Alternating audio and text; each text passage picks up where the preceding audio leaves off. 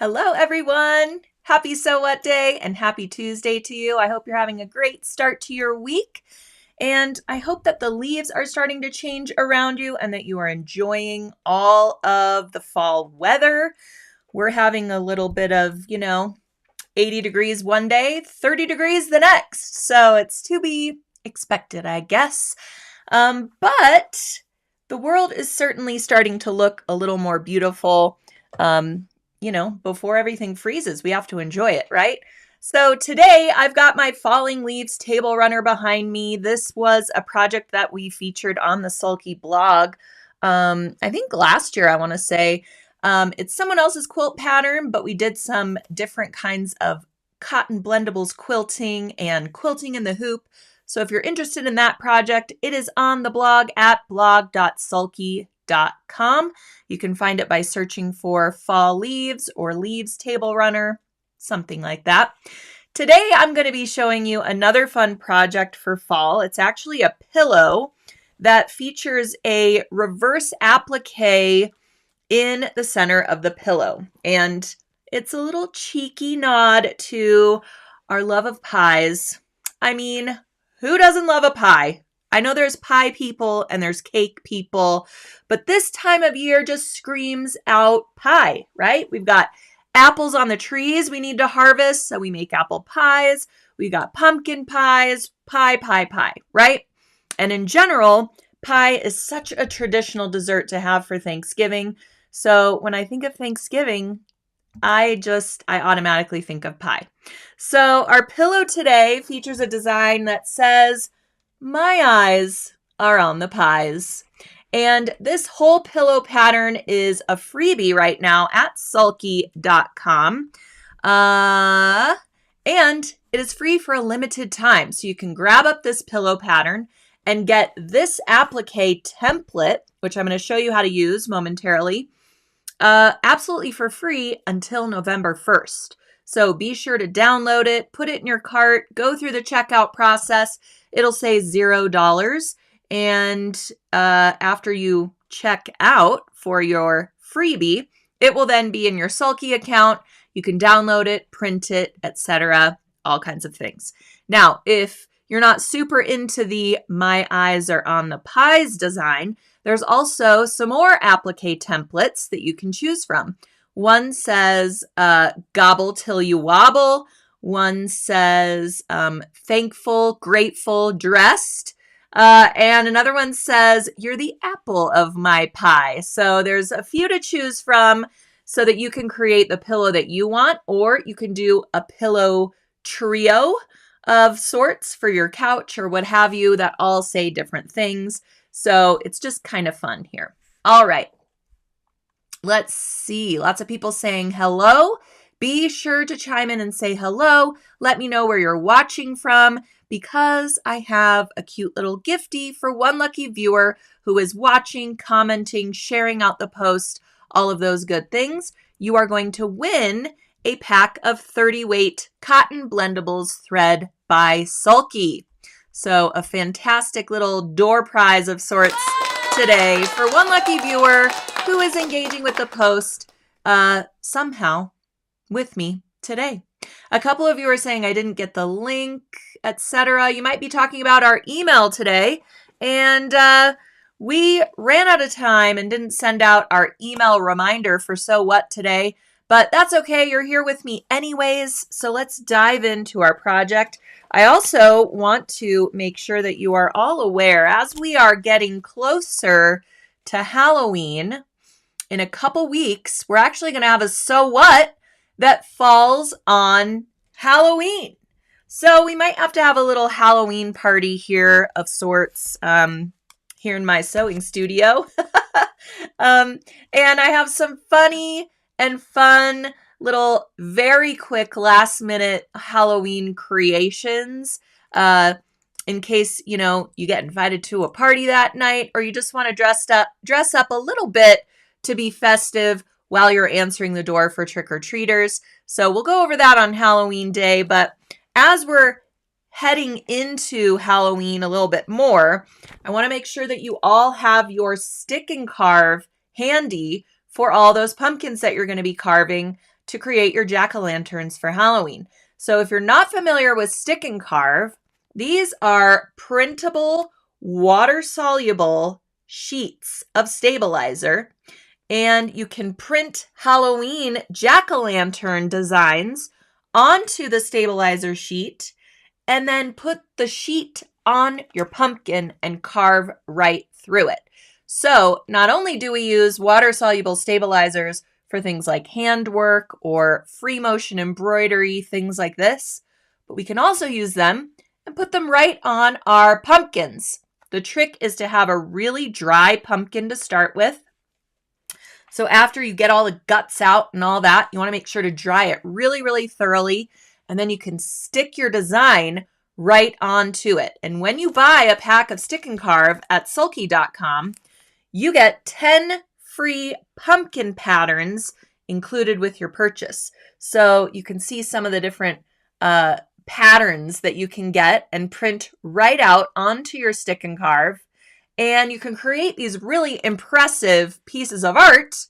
And when you're done, you simply wash away all of that stabilizer. Most of it kind of peels right off, and then you just use a little damp cloth to get the rest. And you don't have to use markers or transfer your design with pin marks and, all of those messier ways of transferring your pumpkin design. You can kind of see here how it works. You print out your design, stick it, and then start carving it. So it's also really great for kids too, because again, they can plan out their design. Once they get it on the pumpkin, they just follow along the lines. So really great. Make sure you grab up some of these. We have some different packs available. You can get it in like a 3-pack, a 10-pack, a 24-pack, something like this. So you can kind of decide how many sheets you want. And if you have some left over, you can then use them for your embroidery projects as well. So it kind of does double duty in that regard. All right, so make sure you grab up some of this because we've only got a couple more weeks before we're going to start carving pumpkins. And I want to make sure that you can get it in time when you ship it right to your front door. All right, before we get to our adorable pie-themed reverse applique pillow, I want to check in on all of our mystery quilt-alongers. Who out there is doing our mystery quilt-along this year?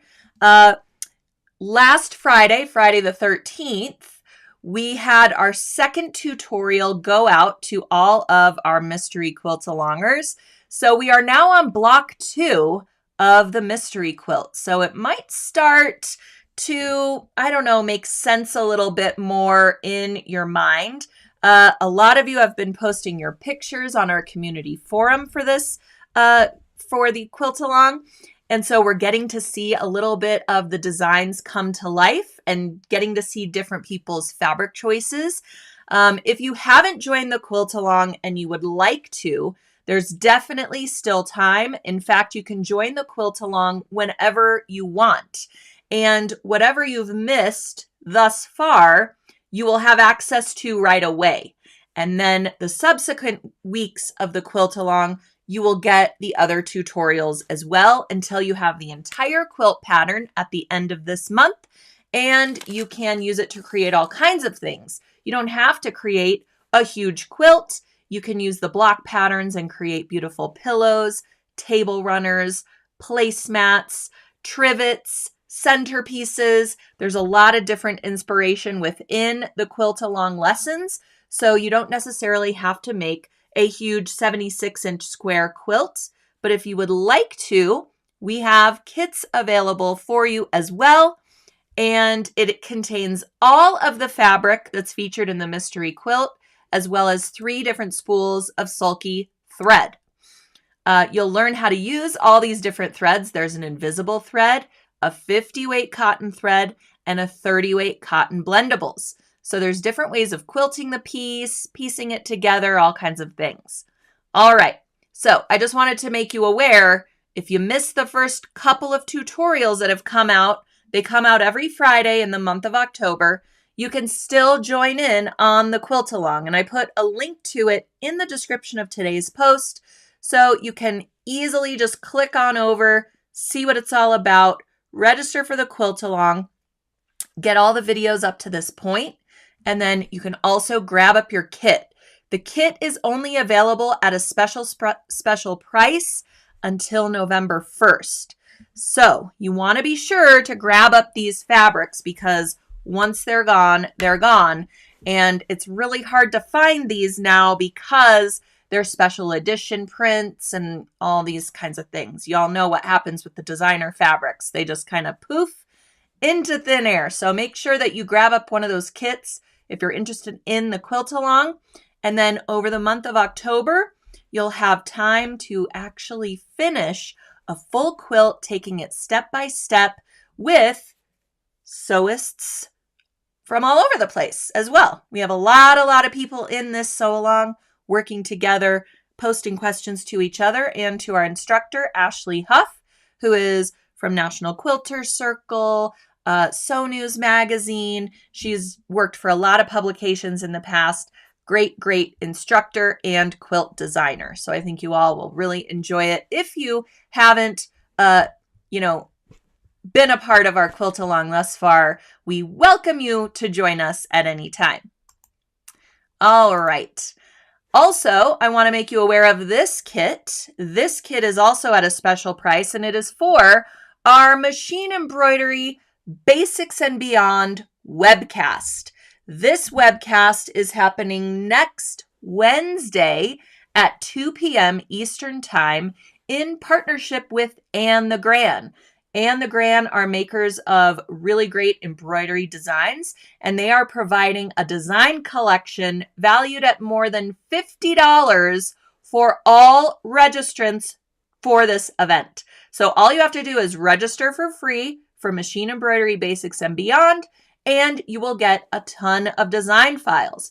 We're going to use those designs to learn all about pairing stabilizers with fabrics, with threads, and with needles. These are usually the 4 ingredients to our recipe for embroidery success. So I'm going to be teaching you how to determine which one of these to use when and where in your projects, and we can create a reference book of all of our stitch out samplers to refer to for other projects as we go down our life of machine embroidery.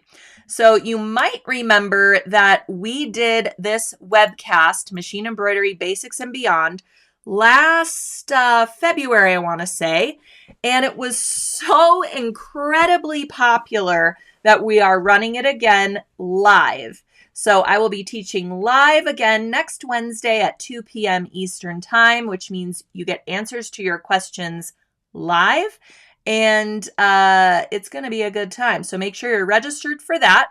If you did already attend this, you will get a lot of the same information and the same embroidery designs as well. So I just want to make you aware, if you already have this in your library at sewingonline.sulky.com, you can still join us live again for a refresher. But I just want to make you aware that it is some of the same content. But we've brought back the kit at a special price so that you can get your stabler assortment. You can get 3 packs of Oregon needles. You can get 7 spools of sulky thread. You'll get 6 rayons and 1 bobbin. And then you will also get a pre-printed sheet of sulky embroidery placement stickers. So these will be used and talked about throughout the webcast next Wednesday. So grab up this kit at the special price. You'll save a lot of money off of retail by buying this as a kit all together. So make sure that you join us for that as well. I'm also going to share with you another special event we have coming up that I think you will all be super excited about, but I'm going to save that for the end so that we can get into today's project. Again, this is our Eyes on the Pies pillow pattern. That is a freebie at sulky.com until November 1st. So go through the checkout process, add this to your cart, and then you will have access to the full tutorial start to finish with all the photo instruction and all of the templates that I mentioned earlier for the center focal point of our pillow, which is our reverse applique. All right, so we are going to need some Sulky Perfect Applique fusible web. Who out there has tried this fusible web? Because I guarantee you, once you try this variety of fusible web, you will never go back to whatever it was you were using before. This stuff is so nice and lightweight, yet strong. It doesn't change the hand of your fabric. It doesn't make your fabric all crispy and weird and gummy. It's the perfect weight, especially for things that you want to stay soft, like a pillow or a quilt, or even some embroideries, but mostly for appliques, especially layered appliques, where you're using 2, maybe 3, maybe 5 layers of fusible web to create kind of a dimensional applique that has lots of parts. You know, let's say there's eyes, or like a turkey applique I've seen where the feathers are one applique, then there's the body, that's another one, then there's the head, then there's the facial features. That's a lot of layers of fusible web going into one applique that is then going to go onto some fabric. So you want to make sure you're using something nice and lightweight, but still strong so it stays put through multiple washings, etc. This is your go-to, Sulky Perfect Applique. This comes in 1-yard packs, 3-yard, is it 3-yard packs? Comes in a roll and comes in a bolt. You can even get it by the bolt if you're going to be using it for a lot of things. The Perfect Applique, we're going to need a piece of it that is the entire center of our pillow. So you need a pretty good size piece, but you can get away with getting just that 1-yard pack. If you're just going to use it for this project, maybe, you know, a couple of pillows or a pillow trio, you would be fine. All right. Along with that, you're also going to need, of course, some thread, and we'll go over that momentarily, but I wanted to draw your attention to this light box. Now, when we're doing appliques, we generally need to trace the mirror image of our design, because then we're going to flip it over and our fabric's going to be right side up with our fusible behind it. So make sure you're tracing the mirror image of the applique template. So when you print this template out, it's very dark. So see how like the line weight of the letters is really thick? So you could see through it pretty good to just turn it over and use the mirror image side for your tracing. However, if you're using a fabric for your center panel that's a little bit darker, it's going to be a little bit harder to see those lines to transfer them to your fusible web. So you can simply transfer them to your fusible web first without having it on your fabric. Or if you did what I did and you already fused it to your fabric, you might want to use a light box to transfer your design. Now, in general, I recommend, I would say 90% of the time, I transfer my design onto the paper backing of the fusible web first, and then I fuse the fusible web to my fabric.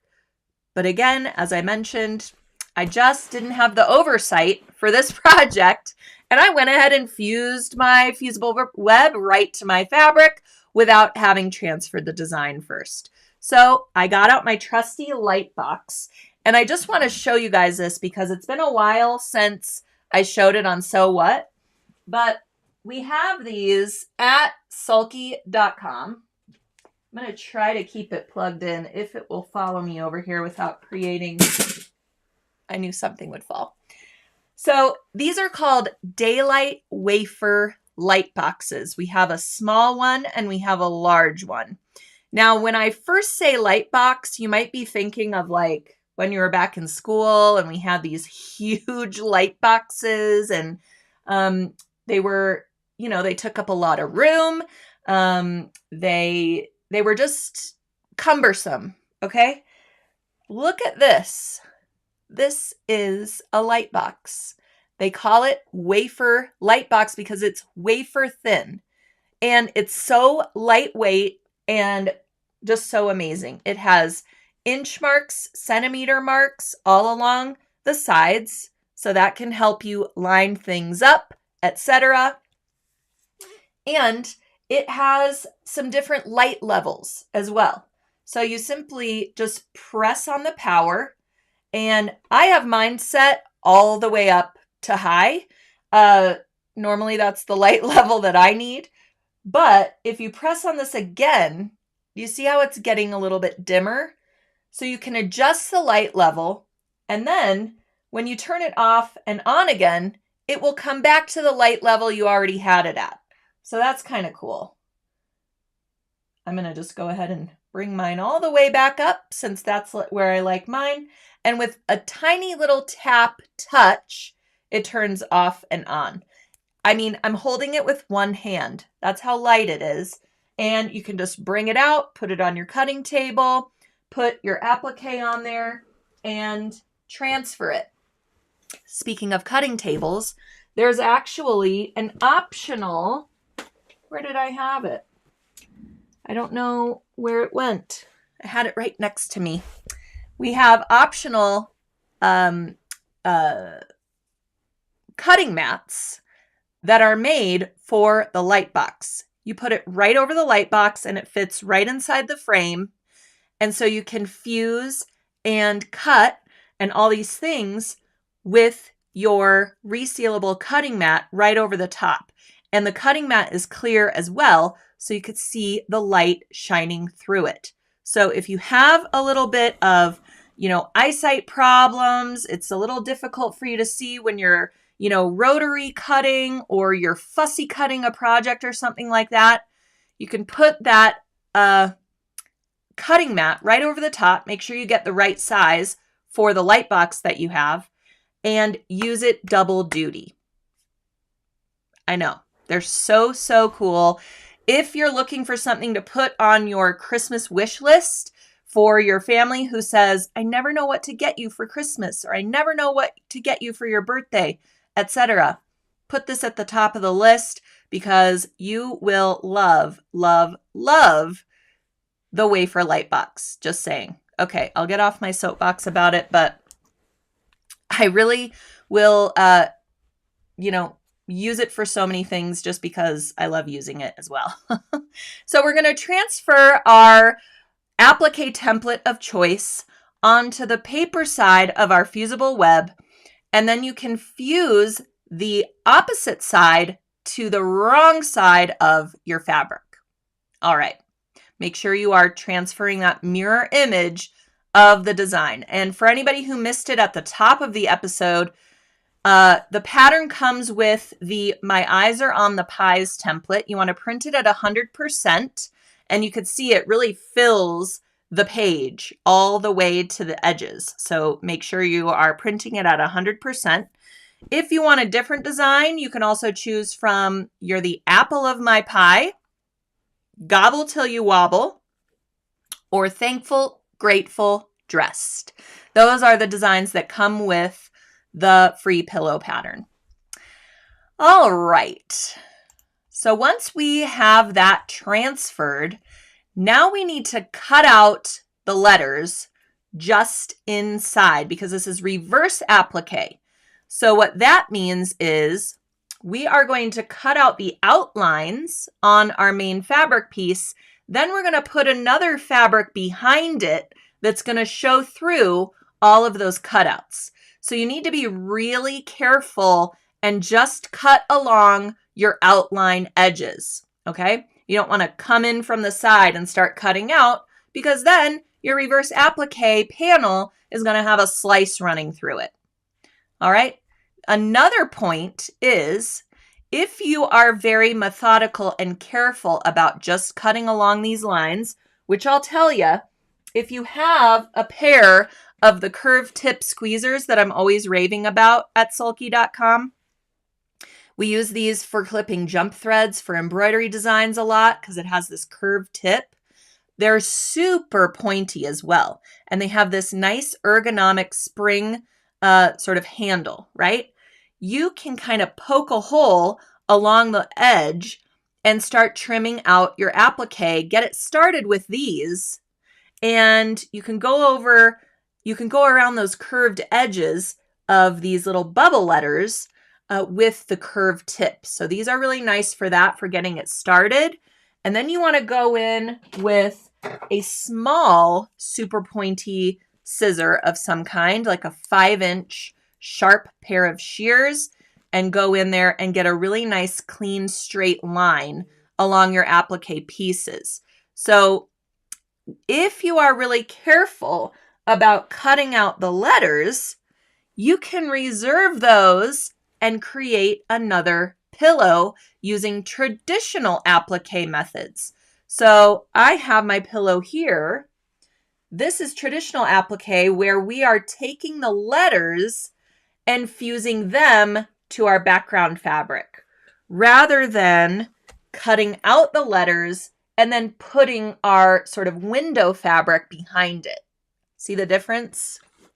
But now I've got 2 different pillows I can create, right? I can make one for myself and one for a friend using the letters that I've cut out.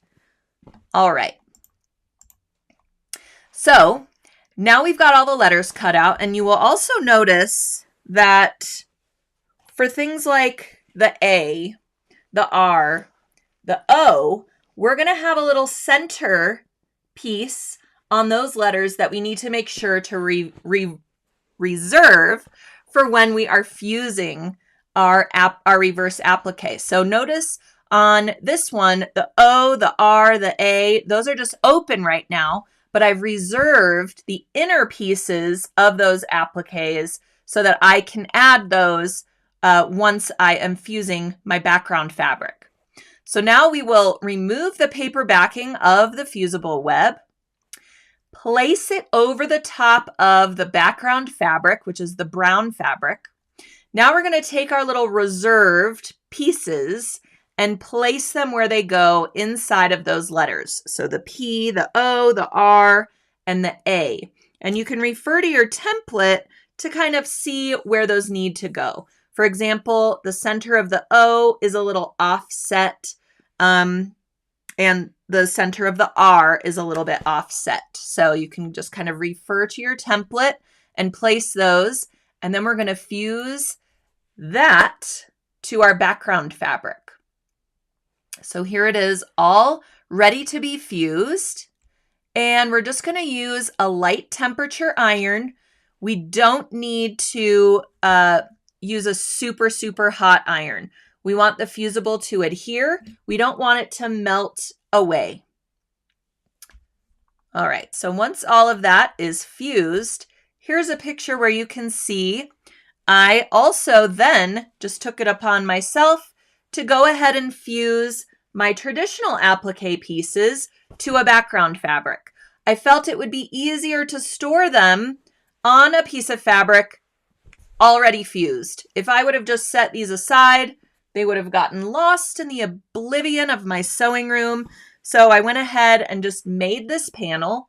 I can turn it into anything I want, a wall hanging, another pillow, but at least I have it ready to go on a little square of fabric, and I won't lose the pieces or the templates or what have you. So setting that aside for another rainy day. Now we're going to start piecing together the fabric squares for the border pieces. So our center panel has 2 side borders and 2 upper borders. And the side borders have 4 fabric squares and the upper borders have 2 fabric squares. So I just went into my stash. I found some brown blender fabrics and I just pieced them at random so that I had 4 for each side border and 2 for each upper border. I also pressed open my seam allowances, but I know there's different schools of thought here, and if you would like to press your seam allowances toward the darker fabric, that is entirely up to you how you like to do your piecing. Then we're going to create our upper and lower border pieces, and make sure you are pressing as you sew for those so that they're nice and flat and everything fits together according to the pattern. So now we're going to start our sewing. We've got to set up our machine for the applique sewing first. So we're going to use 50 weight cotton thread. This is what I consider our sort of all-purpose thread. It's a very high quality, 100% Egyptian cotton thread that has a long staple. So it has, very few breaking points, if any at all. Low lint. It's a really, really great thread for piecing, for quilting, and for this applique. Now, I'm also going to be using a 30 weight cotton blendables thread for the quilting that I'm going to add to the piece. So if you would like to also use the 30 weight blendables for the applique stitching, you can certainly use that as well, and it would add a little bit more color to the piece. Now, the reason I didn't do that is because I actually wanted my stitching to blend in to the fabric. Can you see how you can barely see the stitching around my letters because it matches the fabric perfectly? It's really just securing my applique stitches, and it's not competing with the design. So that's why I went with the 50 weight cotton thread. So we can start by securing our applique, and then we can use the same thread and the needle and the bobbin that we used for the piecing as well. So Sheila says, I think sewing around all those letters would drive me nuts. Well, you might be right, Sheila. You might be right. But you can also set your machine for free motion stitching and just kind of move your fabric around rather than, doing it a little bit more traditional style. And then your letters don't have to be singularly stitched. You can kind of move from one to the next, and your center panel would look a little bit more quilty as well. So that's another option. All right, once we have our applique letters stitched and a little bit more secure, we're going to add our upper and lower border pieces to the upper and lower edges of our center panel. So we're just going to sew that long edge seam using a 1/4 inch seam allowance, making sure to press those afterwards. And then we're going to add those side borders. So you can nest your seams if you want at the upper edge corners. What I like to do is once I have my border piece in place and it's right side facing my other piece, I put a pin through the corner points that I want to match. And then I'll put double pins around that pin so that when I'm sewing that long edge seam, I don't have any shifting and my corners are going to match up pretty much every single time. And actually, if you want more information on how to nest seams and tips for piecing, that is really extensively covered in our mystery quilt sew along as well, or mystery quilt along. So then there's some great videos showing how that works, if you will. All right, so now we have our pillow top, and we also have a back pillow piece. And I didn't want to leave this just plain. I wanted to add a little bit of quilting to this too. And I used that 50 weight cotton thread. So again, it's going to blend in. But if you, again, want to use that blendables thread, you certainly could use that for the back as well. So we're going to use a piece of batting. Then we're going to put our backing fabric over the top. We're going to quilt through those 2 layers. And you can plan your quilting for this piece however you like.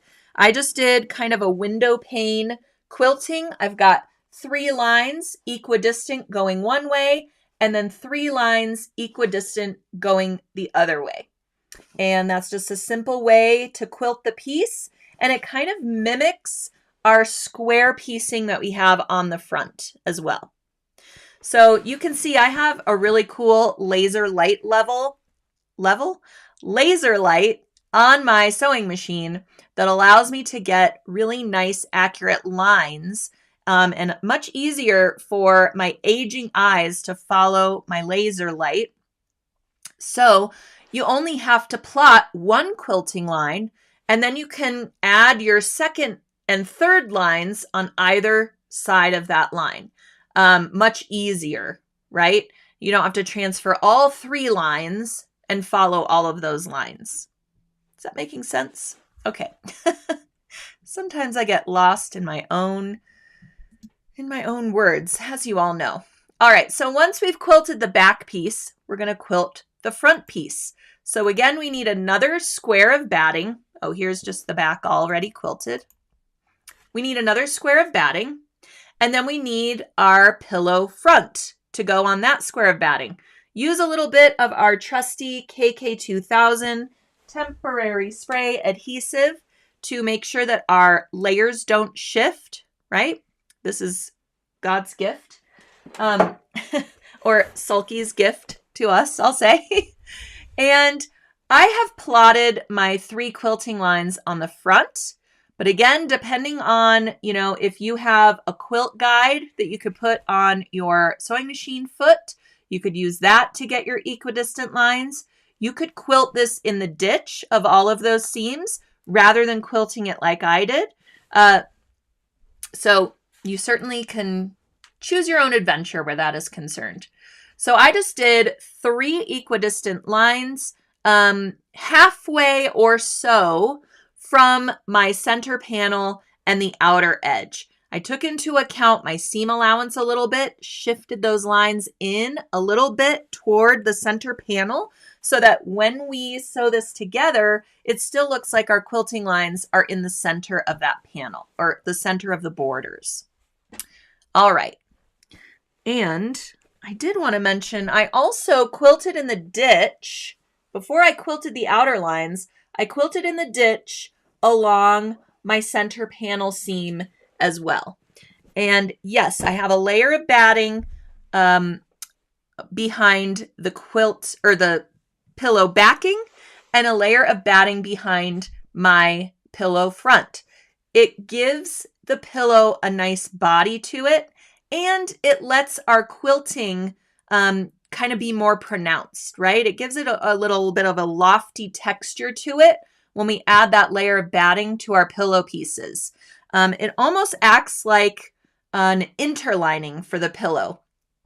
And I really love doing that for any pillow that I create because it does give it that extra structure of the pillow.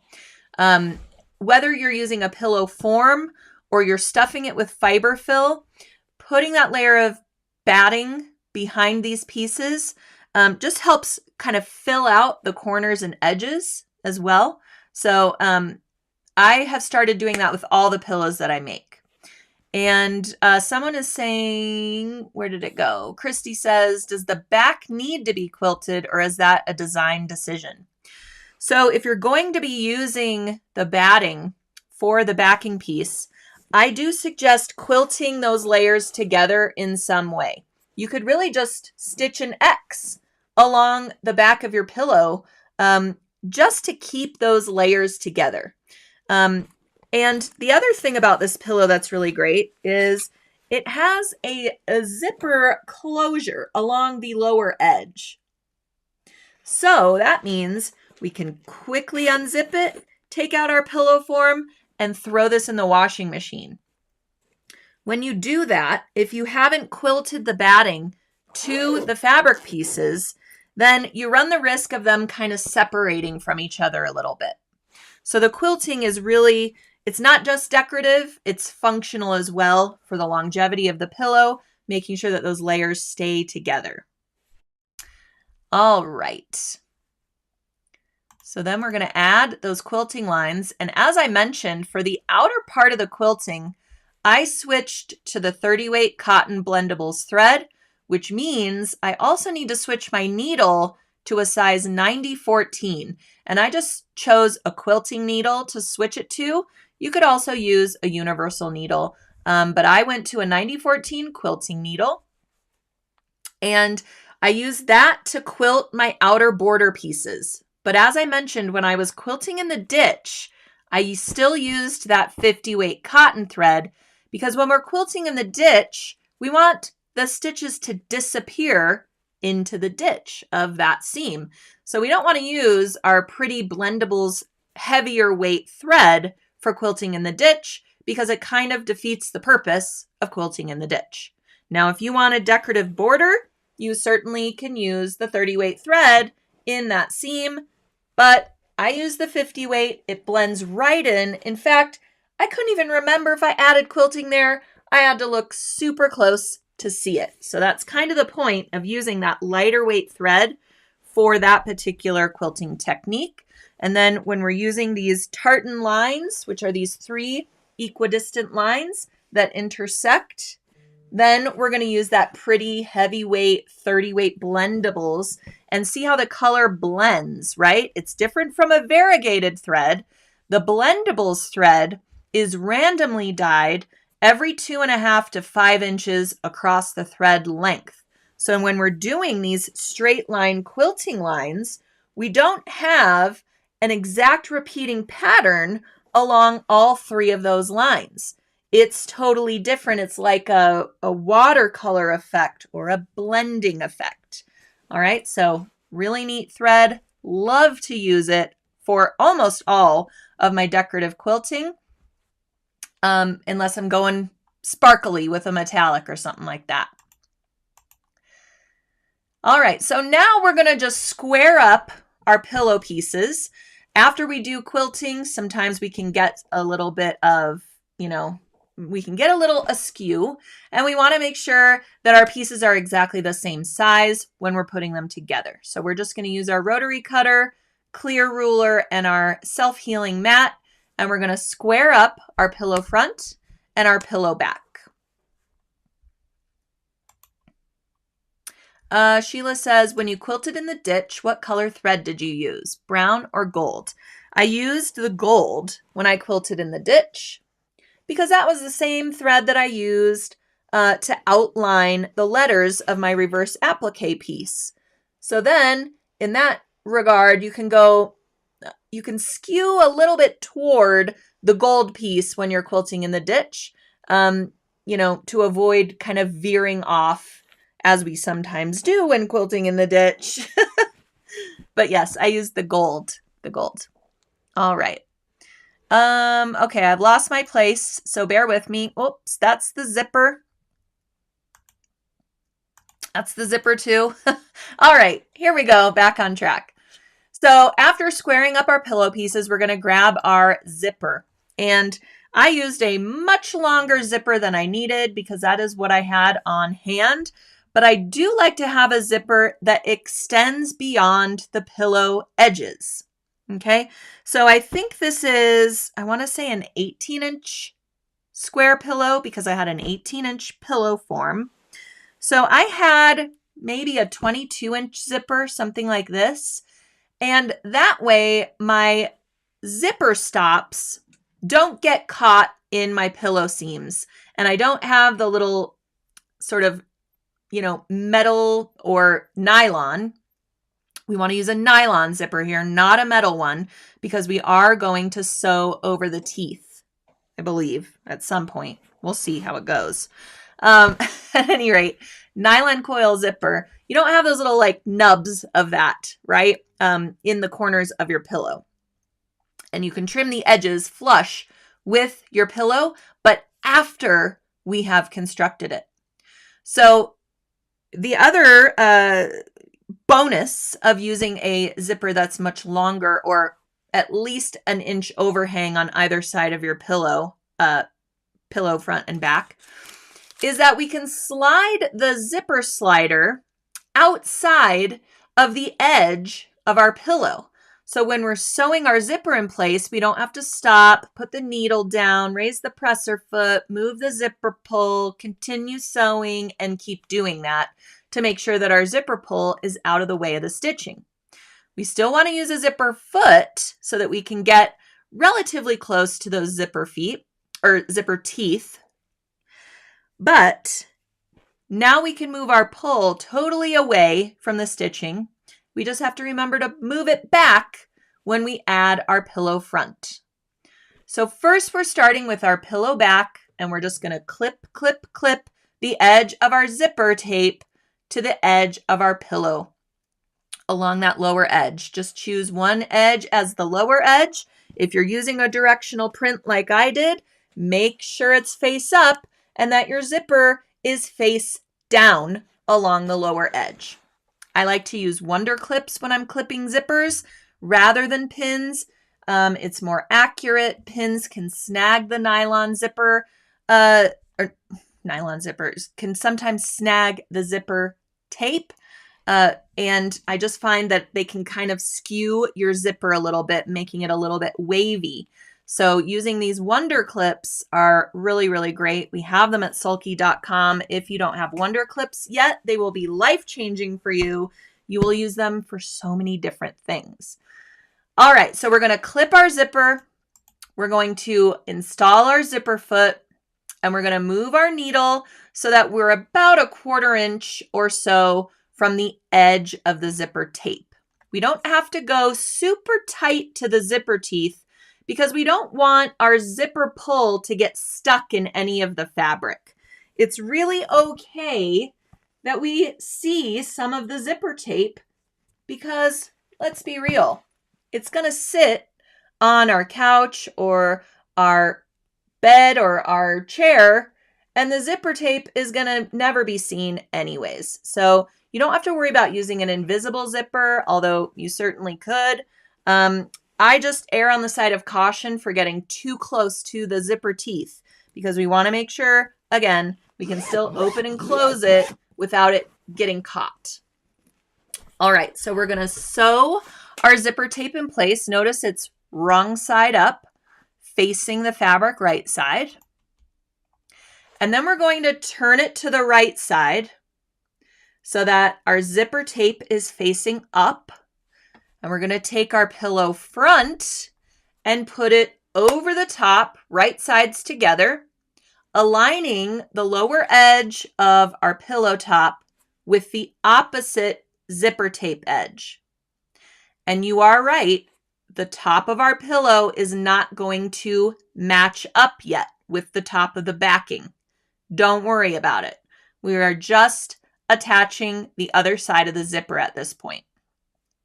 So clip, clip, clip. You could see the back side of my quilting here. This is the batting side up. And you're going to do the same thing and stitch that side of the zipper. Now we're going to bring it back over to our flat work surface. And we're going to match up those upper edges. The zipper teeth are now the lower edge of our zipper. So you can kind of smush it together so that the zipper teeth kind of pop out inside of that edge of the seam. And we're going to clip the entire perimeter. So just now make sure that your fabric edges are touching, meeting, are together. Okay.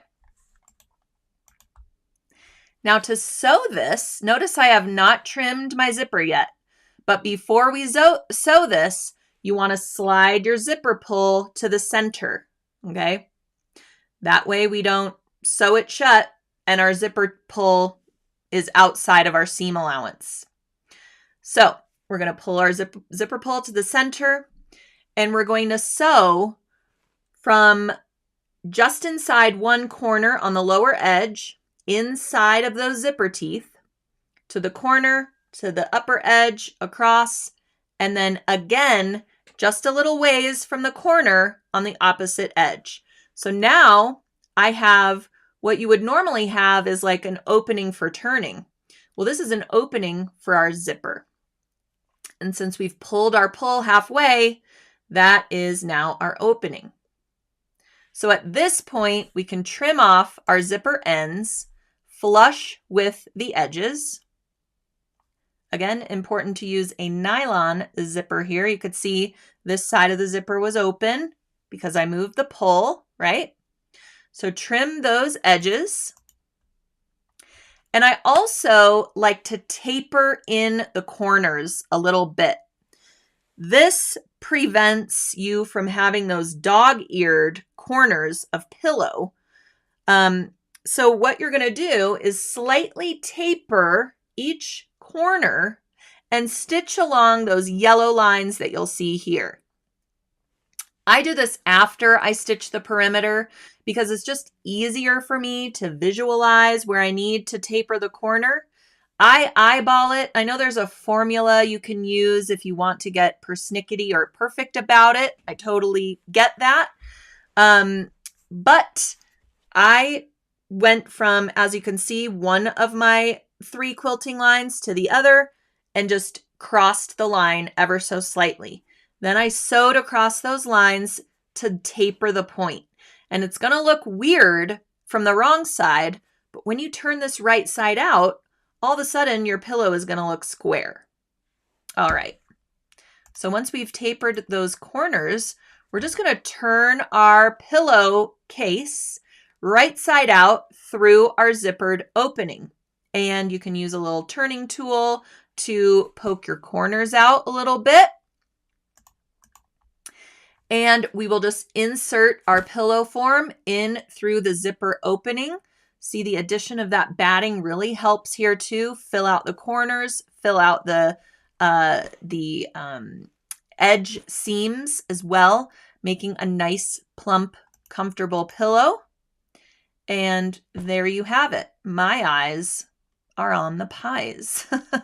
So this is a really great pillow method for whatever kind of pillow you are creating, whether it's this reverse applique pillow, a quilted pillow, or if you just found a really beautiful fabric print and you want to make some new pillows for your couch, you can simply create 2 18-inch squares of fabric, add a little batting behind them, add minimal quilting stitches if you want the fabric print to speak for itself, add that zipper opening, which makes it so easy to swap out our pillows for each holiday or season, and you have the method down for those tapered corners and you're ready to go. So, all right. I hope you all enjoyed. Let's see if we have any questions that come in. Sandra says, nice technique for adding a zipper. Nice benefit of using a larger zipper. Yep. Sometimes we think, okay, I have an 18-inch pillow form, so I need to have, a 19-inch square pillow. I actually make the pillow to the exact dimensions of my pillow form because I don't want to have any extra fabric creating more of a little dog ear point or just being sort of loose from the pillow form. You want your pillow form to really fill it out nicely so that you don't have any sort of airiness inside of your pillow form, or pillowcase rather. Now, if you've made a pillow or if you already have one that has a little bit of the dog ear point, after you get your pillow form in, you can take some fiber fill and just kind of fill out those corners. Or if you're finding that there is a little bit too much room with, the pillow form that you have, fill out the edges and corners with a little bit of the fiber fill. And that will just kind of compensate for that. And then when you go to store it, wash it, what have you, take out your pillow form, take out the fiber fill, and you're good to go. So just some little hacks if we make mistakes along the way, or if we want to use, maybe we have a smaller pillow form, like a 16-inch, but whoops, we made an 18-incher and we don't want to, cut away our beautiful quilting or what have you. Those are just some hacks for kind of making it work. All right. What kind of batting do you use? Could you also use fleece? Sure. I used a low loft cotton batting, but you could certainly use like a fusible fleece would be great because you could fuse the fleece and then it's not going to shift while you're quilting it at all. You wouldn't need the addition of the KK2000 temporary spray adhesive. You could simply fuse your front and back to the fusible batting.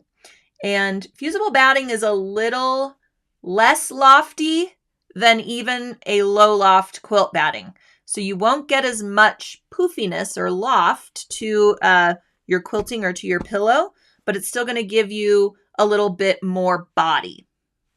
So you can kind of experiment with that. Can you quilt with the batting loose, or should I use a light fabric underneath? I worry that the batting will shed into the machine. I quilted with my batting underneath, but my batting was a little bit more compressed, right? So a lower loft. If you're using a high loft batting, you might have a little bit more of a fibrous texture to it or something like this. If you're worried about that, you can use some Sulky Soft and Sheer Stabilizer as your backing fabric, making your batting, inside of that sandwich. So you'd have your Soft and Sheer Stabilizer, your batting, and then your pillow top or pillow back. And you can quilt through everything without having that worry. You could also use a lightweight muslin fabric or something like this behind it. But a stabilizer is a great choice, especially the Soft and Sheer that's really lightweight, but acts as a fabric would. All right. A great item to bring as a hostess gift on Thanksgiving. Absolutely. Or make yourself the pillow and then use your reserved traditional applique piece and make a little wall hanging, or this could even be like a trivet or something like that for the hostess. Really great idea. Okay, I think I'm caught up on the questions. Linda says, this would be cute on a pie carrier. Yes, it would. I've seen some patterns out there for like casserole carriers. And that would be really cute on the top of one with some little handles. Really great second use for your applique templates. Would be really, really cute. Jana says, I need a bigger sofa for all the pillows I want to make. Well, I'm sorry I can't help you with that. But you can always swap them out, especially if you make a zipper opening along the bottom, because instead of using a pillow form, you can use the pillows you already have on your couch, make your new cover to fit those and stuff them inside. And then you don't have to worry about storing the other pillows for the season, etc. You're just covering them up with a new cover that is then removable and easily laundered. All right. Let's see. Oh, Barbara says, will this video be available to watch later? I missed the first part. Yes. So all of our So What episodes are on our YouTube channel. We actually have a So What playlist that you can find once you find our YouTube channel, or you might be watching on YouTube already. But you can watch all of our So What's there, and you can find this one is episode 203. So you can just start it fresh. And then you'll be able to pause and fast forward and all those good things. And so that is definitely available. Also on our Facebook page, if you're watching there and you missed the beginning, just wait until our video ends, and then it will just populate to our page as an on-demand video that you can watch again. All right, Sue says, I make envelope backings so I can swap my pillows out too. That's another great way of swapping out pillows, is to create an envelope backing on the back. So you would make one rectangle of fabric that's a little bit longer than the other and hem both edges, and then you layer them on top of each other and sew them as one. And then you would insert your pillow form through your envelope backing, and that's just another way of doing it rather than adding that zipper. I find, though, when I do want to add quilting, or if I want to make the back maybe a different design than the front, then I have double duty pillows, and the envelope backing isn't competing with any of that. So, different ways of doing it depending on your desired result, for sure. All right. Great ideas to cover a pillow already in my house. Exactly.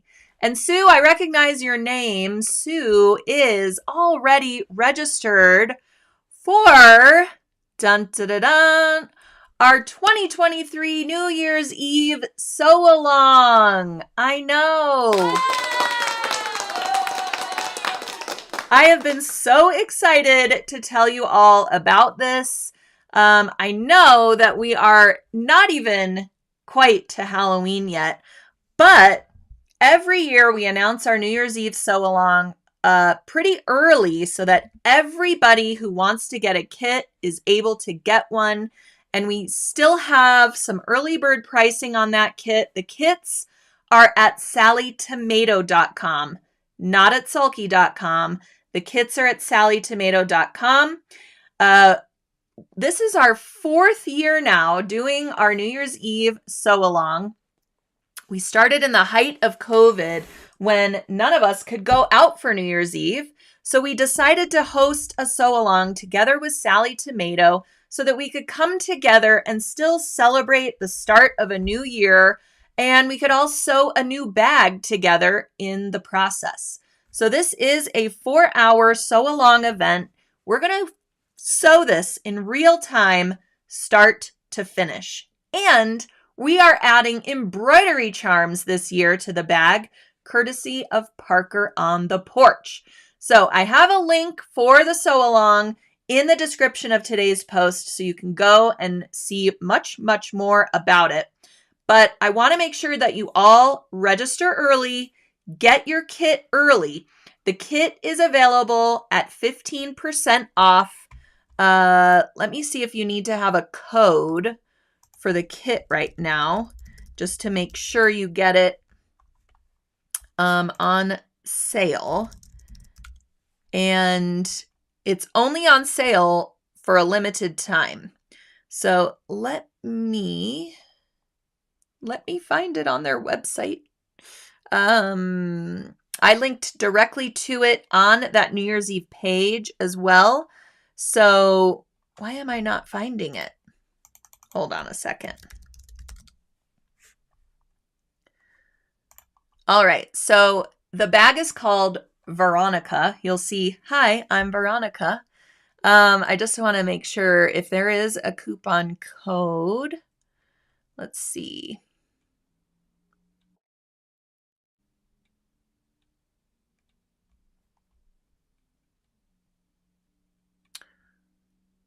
Okay, it doesn't look like you need a coupon code. You can just pre-order the kit. So get your order in for that kit. As you know, these go super, super fast.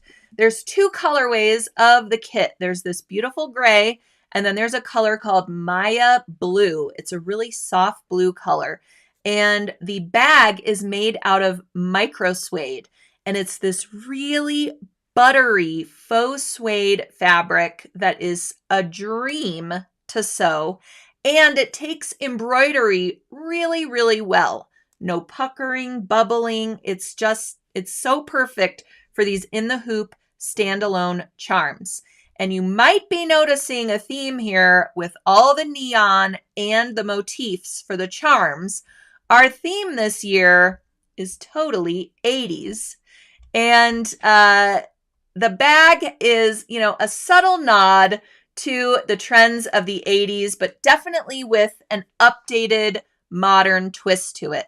So we've got that angled flap with the zipper included. There's also a zipper once you move the flap over. There's another zipper right there on the front, and then an inside pocket as well.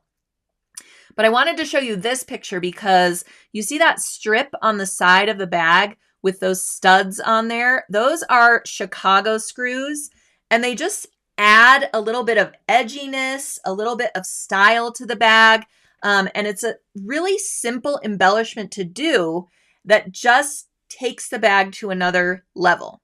So the little charms that we're going to do, again, are provided by Parker on the Porch. I'm going to teach you how those come together in the hoop of your embroidery machine. We also have flat designs in addition to the charms and snap tabs. So once you register for the event, you're going to get the Veronica pattern for free, a $10 value, $9.99.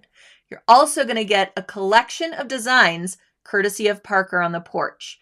The flat designs, the charms, and the snap tabs. This is over $20 in value, and we're going to learn how to make these charms and snap tabs that, yes, are totally tubular. All right. Someone's asking the size of the bag when it's closed. You can find that information when you go over to the event page, because if I open the event page, I fear that my computer is going to crash with everything I'm running right now. But it is on the information on that registration page, so you can see how big it is as well. But I also wanted to share with you a sneak peek because we did a video for the event, and let's just say I got into the spirit of things, okay? I am a product of the 80s. Although I was born in the 70s, I'm a product of the 80s. That's when I grew up. And so I really got into the spirit, you guys. I know, right? Someone asked me where I got this wig. It is my hair, you guys. That is my hair. I had a lot of fun with it. I got my blue eyeshadow on, right? I even got some really fun 80s style, I call them Madonna gloves, but they're like 80s style fingerless gloves. I'll show you. So as always, we like to get really festive with our New Year's Eve event. You're welcome to also get into the 80s spirit, or just look at me in the 80s spirit and get a little chuckle out of your day. I love it. Okay, my kids were quite surprised when they came home the day that I was filming this video. But I will say, I went into their closet to get a scrunchie and a headband and a couple other things as well. So, you know, it's all coming back, these 80s trends. And I think the bag is just, as I said, like a subtle nod to those 80s aesthetics, especially with our roller skate and our lightning bolt and our cassette tape motifs for those cute little charms. So the cassette tape says awesome. I have them sewn out right here. If you want to see the little snap tabs, these go around a swivel clip and you can clip them to your bag. You can make them into a different charm. So lots of uses for these. I love the roller skate. This is the pretty Maya blue fabric colorway that's also available in the kit from Sally Tomato. So make sure you register for the New Year's Eve sew along, reserve your spot, and then we'll remind you as we get closer that it's coming up.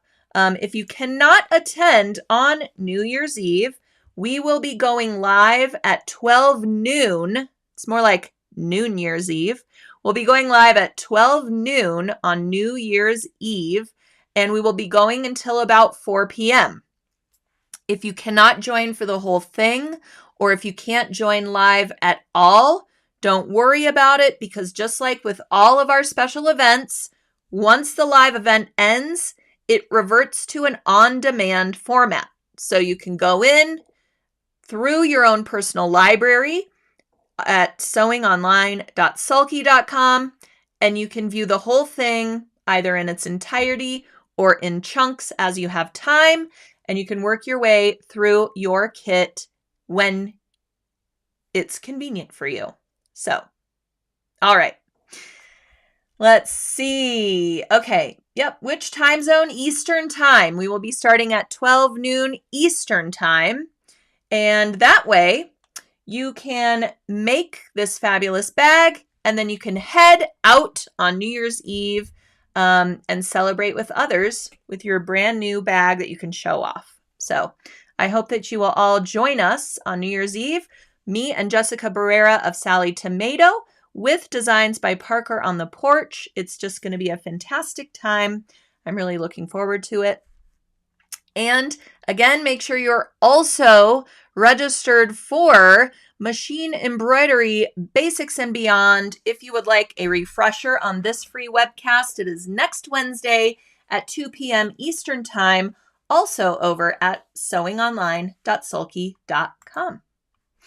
All right. Well, everybody, go get your free pattern. Make yourself a fall-themed reverse applique pillow and have a great rest of your afternoon. I'll see you next week for another So What?